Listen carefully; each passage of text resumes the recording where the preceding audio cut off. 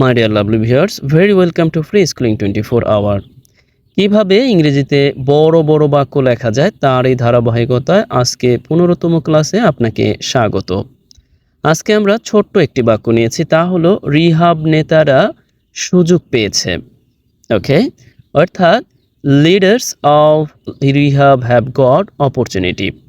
কিন্তু আমরা এই বাক্যটিকে অনেক বড় করে লিখতে চাচ্ছি, অর্থাৎ আমরা যারা ইংরেজিতে অনেক বড় বড় বাক্য লিখতে চাই তাদের জন্যই মূলত আজকের এই ক্লাস। অর্থাৎ আমরা এই বাক্যটিকে অনেক বড় করে লিখব অ্যাপোজিটিভের সাহায্যে, এরপরে অবজেক্টিভের সাহায্যে, তারপরে ইতিমধ্যে যদিও অবজেক্টিভ আছে আর একটু সংযোজন করব। এরপরে অর্থাৎ কিভাবে তারা সুযোগটি পেয়েছে, কেন সুযোগটি পেয়েছে, অর্থাৎ কি করতে তারা সুযোগটি পেয়েছে, কোথায় এই সুযোগটি পেয়েছে, কখন এই সুযোগটি পেয়েছে। অর্থাৎ আমরা একটি ছোট্ট বাক্যকে এই প্রশ্নগুলো যদি করি তাহলে অনেক বড় করে অনায়াসে লিখতে পারবো।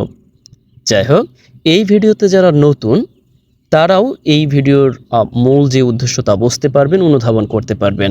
এরপরও আমার অনুরোধ থাকবে, আপনি যদি এই ভিডিওতে নতুন হয়ে থাকেন তাহলে অবশ্যই পূর্বের ভিডিওগুলো দেখার অনুরোধ রইল, তাহলে আপনি আরও বেশি স্পষ্ট হতে পারবেন। ওকে, প্রথমে আমরা পেলাম যে রিহাব নেতারা সুযোগ পেয়েছে। রিহাব বলতে একটু বলে নিই, এ হচ্ছে ওই যে আবাসন প্রকল্প বা আবাসন খাতে যে নেতারা আছে তাদের যে সংগঠন। এরপর আমরা লিখেছি এখানে, দেখুন এখানে লিখে রেখেছি যে leaders of rehab have got opportunity, পেয়েছে। ওকে, এখন আমি বলেছিলাম আমরা অ্যাপোজিটিভের সাহায্য নেব। অ্যাপোজিটিভ কিভাবে সংযোজন করতে হয়, কিভাবে দিতে হয় এবং কোন কারণে দিতে হয় এই বিষয়ে সুস্পষ্ট একটি ক্লাস আছে, এরপরও আমি বলে দিচ্ছি। অর্থাৎ অ্যাপোজিটিভ মানে আপনি যেই সাবজেক্ট হিসেবে যে নাউন অথবা নাউন ফ্রেজ ব্যবহার করবেন, অথবা আপনি বাক্যের যে কোনো নাউন সম্পর্কে অতিরিক্ত তথ্য দিতে চাচ্ছেন, তাই হচ্ছে অ্যাপোজিটিভ। অ্যাপোজিটিভ আমরা বেশ কয়েকভাবে দিতে পারি। এখানে আমরা জাস্ট এই রিহাব সম্পর্কে একটু তথ্য দিচ্ছি, তা হলো অ্যাপোজিটিভ তথ্যগুলো কমা দিয়ে দিতে হয়, রাইট? আমরা দিতে পারি কি যে অর্গানাইজেশন। ওকে, কিসের অর্গানাইজেশন? একটি সংগঠন হচ্ছে, এই রিহাবটা হচ্ছে সংগঠন অফ রিয়েল এস্টেট। আমরা জানি যে রিয়েল এস্টেট একটি ওই যে আবাসন প্রকল্পে যে খাত আছে, আবাসন প্রকল্পের খাতের কথা বলা হচ্ছে রিয়েল এস্টেট সেক্টর। অর্থাৎ আমরা এখানে অ্যান অর্গানাইজেশন দিতে পারি। ওকে, একটি অর্গানাইজেশন। ওকে, তার মানে আমাদের অ্যাপোজিটিভের কাজটা হয়ে গেল। এরপরে হচ্ছে অবজেক্ট। অবজেক্ট ইতিমধ্যে আছে, অর্থাৎ অপরচুনিটি পেয়েছে। এরপরে আমরা যে প্রশ্নটি করতে পারি তা হলো এই হাউ, অর্থাৎ অ্যাডভার্ব অফ ম্যানার, তারা এই যে সুযোগটি পেয়েছে তা কিভাবে পেয়েছে, রাইট? তাহলে এই প্রশ্নটা যদি আমরা করি তাহলে আমরা কি উত্তর পাবো? যে কিভাবে পেয়েছে আমরা বেশ অনেক কিছু দিতে পারি। প্রথমত আমরা দিতে পারি যে উইথ দ্য কি হেল্প অফ, এইভাবে দিতে পারি যে with the help of Bangladesh government.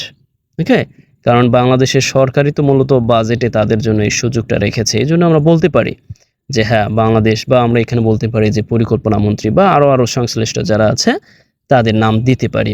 ওকে, তার মানে আমরা কি উইথ দ্য হেল্প অফ বাংলাদেশের ওকে বাংলাদেশ গভর্নমেন্ট, বাংলাদেশের গভর্নমেন্টের সাহায্যে, এটা দিলাম। এরপরে আমাদের ধাপ হচ্ছে কেন এই যে সুযোগটি তারা পেল, কি করার জন্য বা কি করতে। আমরা কিন্তু ধারাবাহিকভাবে প্রশ্ন করতেই থাকবো। তারপর আমরা প্রশ্নটি করলাম যে কেন, কেনর উত্তরটি আসবে কি যে আমরা কয়েকভাবে দিতে পারি। টু ইনভেস্ট, ওই যে ইনভেস্ট করতে, টাকাকে ইনভেস্ট করতে। ওকে, আমরা আস্তে আস্তে পাবো যে আসলে কি invest black money. Black money সম্পর্কে আমরা ইতিমধ্যেই সকলেই অবগত কম বেশি, কারণ ব্ল্যাক মানি বলতে গায়ের রং কালো সেই ওই রকম কিছু না। ব্ল্যাক মানি বলতে অবৈধভাবে অর্জিত টাকা, অর্থাৎ বেনজির আহমেদ যেভাবে গড়েছে ঠিক ওই রকম টাকা যারা গড়েছে তাদের এই সুযোগটি দেওয়া হয়েছে যে টু ইনভেস্ট ব্ল্যাক মানি। আমরা পেয়ে গেলাম যে কেন এই সুযোগটি দেওয়া হয়েছে। এখন আমাদের প্রশ্নটা হবে যে কোথায় এই সুযোগটি দেওয়া হয়েছে, রাইট? তাহলে আমরা এখানে করতে পারি যে কোথায় সুযোগটি দেওয়া হয়েছে। তাহলে আমরা লিখতে পারি যে ইন, বিশেষ করে ল্যান্ডস, কারণ যেহেতু রিয়েল এস্টেট সুতরাং আমরা ল্যান্ডস অ্যান্ড ফ্ল্যাট। ওকে, অর্থাৎ বিশেষ করে বাসাবাড়ি এবং জমিতে কি এই সুযোগটি দেওয়া হয়েছে। এরপরে আমরা আবার প্রশ্ন করব, তা হলো কখন। ওকে, দেখুন প্রতিটি প্রশ্ন যে করতে হবে ব্যাপারটা এরকম না, কিছু কিছু ক্ষেত্রে আমরা প্রশ্ন প্রয়োজন না হলে এড়িয়ে যাব, নো প্রবলেম। ওকে, আমরা লিখে দিই যে কখন, তার মানে বা লিখে দিলাম যে ফর দ্য কি, এই যে আপকামিং বাজেট, এই যে আপকামিং বাজেটটা আছে, আমরা জানি যে বাজেট তো ইতিমধ্যে হয়ে গেছে, আমরা জানি যে 25শে জুন হয়তো কার্যকর হবে। ওকে, আপকামিং বাজেট কি অফ দ্য ইয়ার 2025, রাইট? ওকে, তার মানে আমরা এই সময়টিকে দিয়ে দিলাম। সময় আমরা অনেকভাবে দিতে পারি, তারপরে এখানে একেবারে অনেক বড় করে দিয়ে দিলাম। ওকে, তার মানে আমরা আলটিমেটলি এই যে কয়েকটি প্রশ্নের সাহায্যে উত্তরগুলো এখানে পেয়ে গেলাম। এই প্রশ্নগুলোর সাহায্যে আমরা প্রায় বাক্যকে নয়, বিশেষ করে যেই বাক্যগুলো বিশেষ করে ট্রানজিটিভ ভার্ব থাকবে সেই বাক্যগুলোকে, অথবা অবজেক্টিভ থাকবে যেই বাক্যগুলোতে, সেই বাক্যগুলোকে আমরা অনায়াসে অনেক বড় করে লিখতে পারবো। অন্যান্য বাক্য পারবো, তবে আস্তে আস্তে আমরা এগুলোকে আয়ত্তে আনতে পারবো, কারণ মানে তাড়াহুড়ো করে কিছুই সম্ভব না, তো এই জন্য আমরা চেষ্টা করব আস্তে আস্তে। ওকে, এখন প্রশ্নটা হচ্ছে আপনার জন্য কি কাজ? আপনার জন্য তো কাজ অবশ্যই থাকবে। আমরা আবার একটু রিপিট করব, তার আগে আপনার জন্য যে কাজটি আছে তা আমরা একটু দিয়ে নিই। ওকে, আপনার জন্য একেবারে একই রকম একটি কাজ, তা হলো তারা কালো টাকা কাজে লাগাবে। এখন আপনি প্রশ্ন করবেন, ওকে, তা হলো এখানে তারা বলতে এই যে যারা ইয়ারা আছে, অর্থাৎ ওই যে রিয়েল এস্টেটের যারা নেতারা আছে তাদেরকে বোঝাচ্ছে, অর্থাৎ রিহাবের যারা নেতারা আছে। আপনি এই তারা, এরপরে কালো টাকা কাজে লাগাবে, অর্থাৎ কালো টাকা হচ্ছে অবজেক্ট, আপনি এই অবজেক্ট সম্পর্কেও অতিরিক্ত তথ্য দিতে পারবেন। ওকে, অর্থাৎ এই কালো টাকা সম্পর্কে অতিরিক্ত তথ্য দিতে পারবেন। এরপরে আপনি যদি চান তারা কিভাবে কাজে লাগাবে, আবার প্রশ্ন করুন কিভাবে কাজে লাগাবে, সেই সম্পর্ক আপনি আবারও কি এখানে লিখে দিলেন যে কিভাবে কাজে লাগাবে। আমি বলেছিলাম হাউ এর দুইটা, অর্থাৎ দুই জায়গায় হাউ এর উত্তরটা আমরা দিতে পারবো, একটা এলওয়াই যুক্ত করে একবার ভার্বের সাথে, আর একটা দিতে পারবো আমরা অবজেক্টের পরে। আমার পূর্বের ভিডিওগুলোতে স্পষ্টভাবে উল্লেখ আছে। এরপরে আমরা লিখব যে মানে কি করতে তারা এই টাকাটা কাজে লাগাবে। দেখুন, প্রশ্ন কিন্তু প্রশ্ন করবেন আপনি, উত্তরও দিবেন আপনি, তার মানে সিরিয়াল অনুযায়ী অটোমেটিক আপনার উত্তর চলে আসবে। দেখুন, অনেকে বলতে পারেন এটা তো সীমাবদ্ধ। সরি টু সে, এটা শুধু তাদের জন্যই যারা বিশেষ করে সমস্যায় পড়েন, দ্বিধাদ্বন্দ্বে ভোগেন যে কি জন্য কি করবেন, মানে কিসের পর কি লিখবেন, আপনি লিখতেই পারেন না, তাদের জন্যই হচ্ছে এই মেথডটি। এবং এই মেথডে আপনি চাইলে স্ট্যান্ডার্ড ইংরেজিও লিখতে পারবেন, সেটা ডিপেন্ড করে আপনার উপর। আপনি যদি শিখে ফেলেন তখন আপনি বিভিন্নভাবে লিখতে পারবেন, নো প্রবলেম। ওকে, এরপর আপনি প্রশ্ন করবেন টাকাটা তারা কোথায় কাজে লাগাবে। ওকে, দেখুন অটোমেটিক উত্তর চলে আসতেছে। আবারও যদি আপনি প্রশ্ন করেন যে কখন, কখনো দরকার নেই, আমরা উত্তর এড়িয়ে যাব, সমস্যা নাই তো। অর্থাৎ আমরা অ্যাপোজিটিভ সংযুক্ত করতে পারবো, adverb of manner, adverb of reason, adverb of place, adverb of time যদি প্রয়োজন হয় করব। আশা করছি আপনারা বুঝতে পেরেছেন। ওকে, এখন আমার প্রশ্নটা হচ্ছে আমরা এইগুলোকে কি এই যে একটা সিরিয়াল মেনটেন করা হয়েছে এইভাবেই লিখতে হবে এমন কোনো কথা না, এমন কোনো কথা নেই। একেবারে প্রথমত, অর্থাৎ এই যে সাবজেক্ট, বিশেষ করে আমি একটু বলেই দিই ভালো হবে, এই সাবজেক্ট এবং এই যে ভার্বটা আছে, ভার্ব সমেত অবজেক্টটাকে ঠিক রেখে আর বাকিগুলোকে আপনি এলোমেলো করে লিখতে পারবেন। আমরা যদি চাইতাম তাহলে কি এইভাবেও লিখতে পারতাম। দেখুন, আমি এখানে একটু বলছি যে আমি যদি চাইতাম এই যে অ্যাডভার্ব অফ রিজনটাকেও একেবারে বাক্যের শুরুতে লিখতে পারতাম।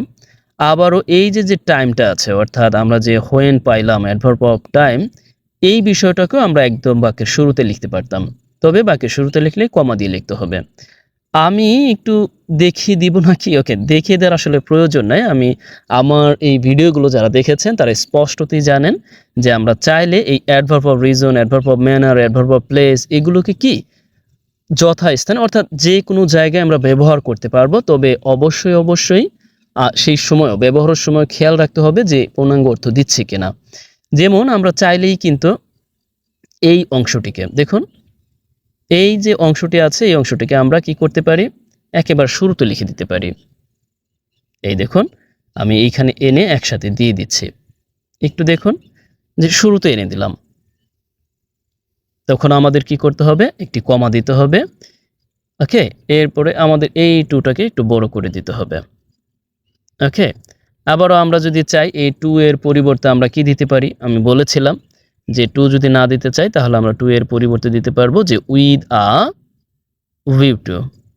With a view to, with a view to হলে এরপর আমরা জানি ভার্বের সাথে আইএনজি যুক্ত হয়। ওকে, হয়ে যাচ্ছে অটোমেটিক, সমস্যা নেই। তার মানে এই বাক্যটি ঠিকই একই রকম অর্থ দিচ্ছে, কোনো পার্থক্য নাই। এখন প্রশ্নটা হলো কোথায় সাবজেক্ট কোথায় ভার্ব চলে গেল আপনি বুঝতে পারছেন না, তাই তো? দেখুন এখানে স্পষ্টভাবে উল্লেখ আছে কমা দিয়ে। তার মানে এই যে কমা দিয়ে এই যে সাবজেক্ট, এরপর আবারও এই যে সাবজেক্ট সম্পর্কে অতিরিক্ত তথ্য, এরপর হচ্ছে ভার্ব। ওকে, আশা করছি এবার বুঝতে পেরেছেন। ওকে, এখন প্রশ্নটা হলো আমরা চাইলে আবারও শুধুমাত্র এই অংশটিকেও আমরা কি আবারও শেষে এনে দিতে পারবো। তার মানে এটা ডিপেন্ড করে আপনি যখন চেষ্টা করবেন বারবার, তখন আপনি এগুলো চলে আসবে। মানে আপনি প্রিপোজিশনের ব্যবহারটা চলে আসবে, আপনি বিশেষ করে আর্টিকেলের ব্যবহারটা চলে আসবে। অনেকে পার্সোনালি বলেন যে আর্টিকেল শিখবেন, প্রিপোজিশন শিখবেন। দেখুন আপনি বাক্য লিখতে থাকেন, আবারও বলছি লিখতে থাকেন, এগুলো আপনি আপনার আয়ত্তে চলে আসবে। আপনি সত্যি বস হয়ে যাবেন যদি আপনাকে প্র্যাকটিস করতে থাকেন। আপনি এক কাজ করুন না, আজকেই আপনার মতো করে কিছু বাক্য লিখে দেন না। এই যে আপনাদের কাজ দিয়েছি এটা ছাড়াও আপনি আপনার মতো করে কাজ লিখে দেন, লিখতে থাকেন, এরপরও আপনার মতো করে সাজিয়ে লেখেন। ওকে, আর প্রতিটি বাক্য যে এভাবে লিখতে হবে ব্যাপারটা এরকম না। মানে আমরা রিকমেন্ড করার সময় কিছু কিছু ক্ষেত্রে এবং প্রায়ই যখন আমরা দেখব যে লিখতে পাচ্ছি না, তখনই আমরা এগুলো সাহায্যে লিখতে পারবো। অর্থাৎ যখন আমরা কোনো কম্পোজিশন, প্যারাগ্রাফ বা অন্য বিষয় লিখতে যাব, তখন আমরা ছোট্ট একটি বাক্যকে প্রশ্ন করে এরপর লিখতে থাকবো, প্রশ্ন করে লিখতে থাকবো। তখন লেখার মধ্যে একটা আগ্রহ চলে আসবে বা লেখার মধ্যে একটা আপনি ইনফরমেশন পাবেন সহজেই। আপনি যদি প্রশ্ন না করেন তো ইনফরমেশন পাবেন না। আশা করছি আমার এই ছোট্ট ভিডিওটি, অপেক্ষাকৃত ছোট, এই ভিডিওর মাধ্যমে আপনি বুঝতে পেরেছেন যে আমি আসলে কি মেসেজ দিতে চাচ্ছি। যাই হোক, আজকে আমাকে এখানেই শেষ করতে হচ্ছে। যদি ভিডিওটি আপনার ভালো লাগে অবশ্যই লাইক, কমেন্ট এবং শেয়ার দিয়ে সাথে থাকবেন এবং অন্যদেরকে দাওয়াত দিবেন আমার এই চ্যানেলটিকে ভিজিট করে দেখতে, বা তাদের যদি কোনো উপকারে আসে, that's great, I will be thankful to you. যাই হোক, ভালো থাকুন, আজকে আর নয়, বেস্ট উইশেস ফর ইউ।